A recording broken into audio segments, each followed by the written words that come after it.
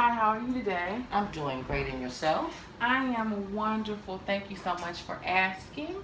So, to go ahead and get started, my name is Kenetria Byers, and I just wanted to formally introduce myself to you. All right. Thank you for coming and spending your time with me. And I just want to know, starting off, how would you like for me to address you?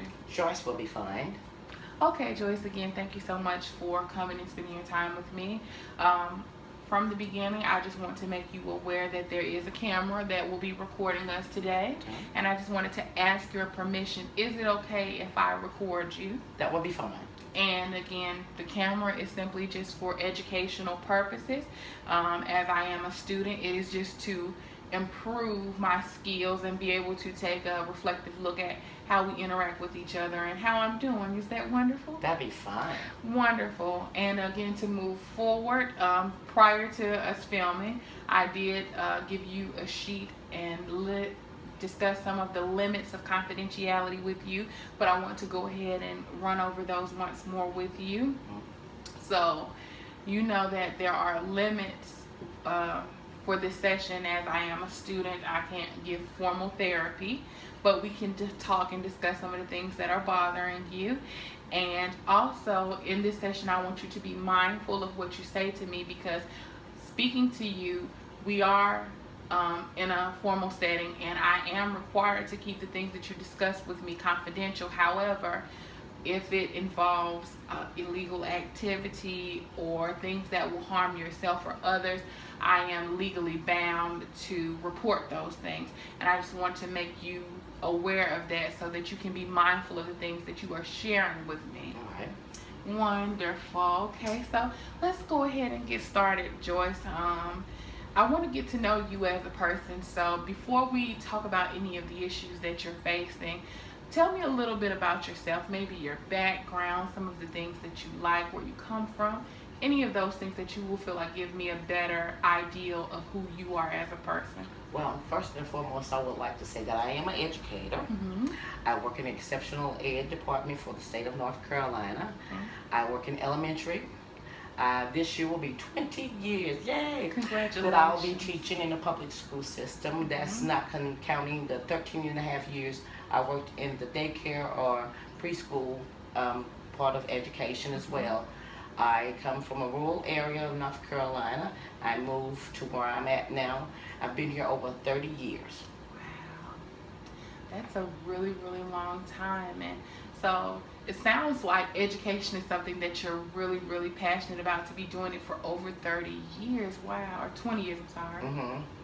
I also come from a family of educators. I have aunts and uncles as well that were educators. So when I was younger, yeah, I had a passion for children. Mm-hmm. It seems like they have one for me as well. And I figure with that in mind, why not be helpful and help children learn and grow? Because you're never too old to learn anything. You never. Mm-hmm. I agree with that sentiment. Seems like education is something that was really, really instilled in you as you were being reared. Yes, most definitely. A's and B's and C's. C's was not the best thing, but A's and B's Yes. were the thing with my mother, yes. Wonderful, wonderful. So, you said you grew up in a rural town. Where exactly did you grow up? I grew up in a little town in Cleveland County with Mhm. no stoplights. Everybody is mainly farmers and dairy farmers, and I grew up around cotton and different things like that. I lived on the farm with my mother and my other siblings. We had our own cows and chickens, and we had our own garden and apple trees and orchards and all kind of different things. So, you know, I still say I'm a country girl, even though I've been in the city for a long period of time. That's excellent. It sounds like you had a really fun time growing up. And so you're an educator, and so you're really passionate about that. So, well, what brings you here to discuss things with me today? I'm a little excited and nervous at the same time. I'm moving to a new school this year. And the teacher that I work with is not following me this year, so I'm basically coming by myself.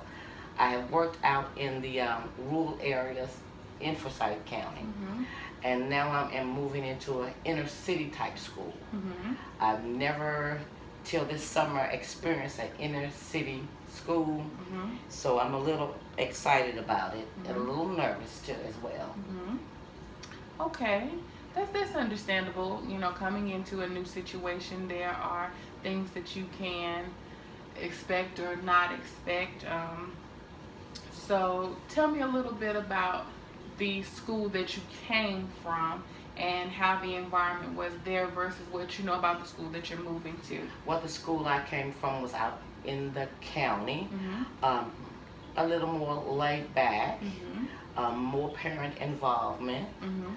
a lot of loving and understanding children, which I don't doubt will be here where I'll be going to. Mhm. But I'm just wondering here, how will the parent involvement be? Okay.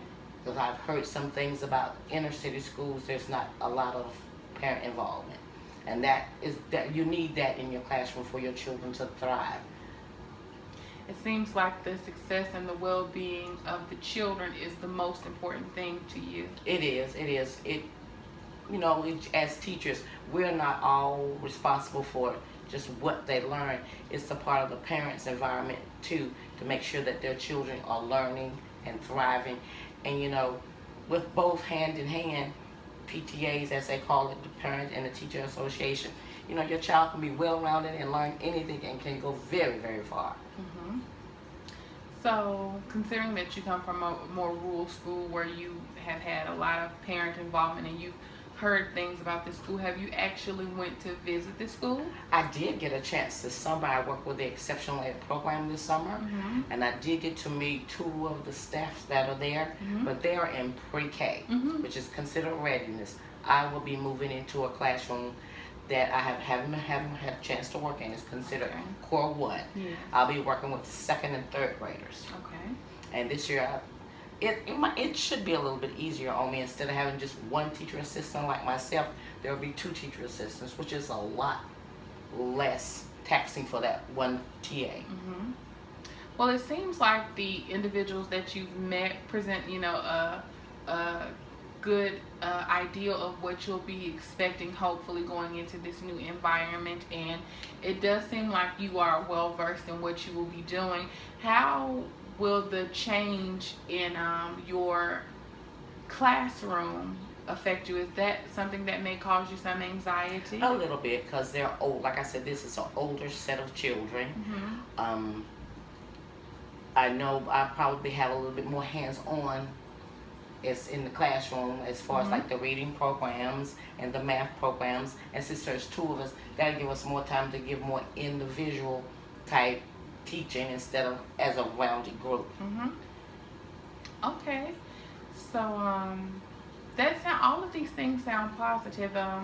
Like you'll really enjoy the new school that you're moving to. And I know that you said that you had some apprehension or a little bit of nervousness or anxiety about moving to a new school. But in reflecting, and us talking, it seems like you have said a lot of positive attributes to this new school and the new position that you can look forward to. So hopefully that may be something that can ease your mind a little bit about going into a new environment. It can always be challenging. And I noticed that you had talked about, you discussed the differences in the schools that you had been in. So would this be your first time switching schools? Actually, this will be my fourth time Wow. changing schools. When I started in the school system, I was a one-on-one. Mhm. I was that for a year, and I also was in the regular kindergarten class for approximately a little over 4 to 5 years. Mhm. Then I was placed into the EC position when I was still out in the county. I've changed the type of classrooms I've been in since being in exceptional ed. When I first began exceptional ed, I was what they call now SBS. Mhm. It used to be called BED or SBS, and that's a lot of behavioral problems, and these were all males. Mhm. Then all of a sudden this area decided it wanted to consolidate all the exceptional ed classes into one school and put the zone. That's how I got moved from my original school to another school. And by me still being with the SBS program, and it's majority all boys, and the boys are rougher and tougher and things, and I was one of only the few female teacher assistants in there. They were concerned about my safety. Mm-hmm. So therefore, I got placed in a pre-K readiness class, and that moved me again. Mm-hmm. And this time with this zone, they're just now consolidating all the exceptional aid classes into one school for a zone, and that's how I got moved again. Mm-hmm. Well, while you've moved quite a bit, 4 schools can be a lot. You know, I know some teachers have stayed at one school for their entire careers, Right. and so you seem to take it in stride. And I think that that is a great quality to have, to always maintain resilience. And you may not recognize that trait or that quality, but to be placed in different situations several times and have to start over again and still, you know, maintain the passion that you have for education, that's, you know, something to be proud of. So I think that you show a great deal of resiliency. And would you think that you're a resilient person? I think I'm a very optimistic person. I always look at life as a glass half full instead of half empty. And I think I'm a fun-loving person. I try to make friends very easily. So I always look forward to everything. And with God's help, you can conquer anything. I think that that's a great outlook to have on everything. So again, reviewing it, it seems like when you really talk about and really talk out the issues that you have, that are facing you with moving to different schools, you kind of, with this school, it seems like, you know, there may be a bit of apprehension, as you stated, that you're not sure exactly who you're going to be working Right. directly with. But from the environment around with the other professionals that you'll be working with, and, you know, that seems, and your resiliency, it seems that you will be able to deal with these things proficiently and matriculate through. You've already done your homework and understanding the differences between the classroom that you were in and that you're going to. So I think that you'll be, you know, doing everything pretty fine. I think that you'll be able to be okay. I pray so. I hope so. Like I said, I'm looking forward to it. Mm-hmm. The school year will start in a couple of days, and Mm-hmm. I think what more or less is just getting to the routine of getting up in the morning. I've never been a morning person, Oh. so I just have to make sure I'm ready the night before and just get back into my routine of getting up and going. Mm-hmm. I'm excited and still nervous. Well, that's okay. It's normal to feel some nervousness or some apprehension, but the things that you are doing, in weighing your options and thinking about everything that you have to face and really looking at it with optimism is a really good way to start any new venture. So I think that that's really, really good. So in this new school, you did say that you had the opportunity to visit it. Do you know exactly where you'll be working? I did find out this summer where my classroom will be situated, Mhm. but I still haven't learned the whole layout to the school. Mhm. I don't feel so bad into a way about being nervous and excited because they've got a new principal, and she said when I saw her and I met her this summer, she said, well, we're getting used to this same place together, so we can always come and, you know, converse with each other, make each other feel good. That really touched my heart. So I guess I'm getting ready to a good start. Well, that's great. It seems like you found a kindredness with some of, the other teachers, and really with your principal. That's a big thing, because she's really going to be the one to back you up as the administration support. So I think that was really, really a big step for you to get that, interaction with her and see how she felt about you. Do you really, really have you heard great things about her as a professional? Yes, I have. I have a few friends that are teachers or know of her from the school that she's come from. They said she's very, very good. Mm-hmm. She's young, and youth. As you get a little older, you get a little less energy level. She Mm-hmm. has that energy level to make sure things is going to run smooth and fine. Mm-hmm. Yes. Well, Joyce, I think that we've discussed a lot of the important issues that are relevant to your anxiety or your nervousness about moving to a new school, and we've looked at, a lot of the things that can be considered positive attributes, and you've really talked out any of the issues. Was there anything else that you wanted to address with me? No, actually, talking to you did ease me up a great bit, and I Okay. greatly appreciate that, Ms. Byers. Thank you so much. And I'm glad that I could help you and talk to you and even just look at things from a different perspective, maybe to put it all together and from the frame of reference. So I'm really, really glad that you came to speak with me. And I want you to know that if you need to, I'm always available for you to speak with about any issue. And you let me know what I can do for you in the future, Joyce. Thank you so much for your time again. And thank you too, Ms. Myers. Thank you. Have a blessed day. You have a blessed day as well. Thank you. Great.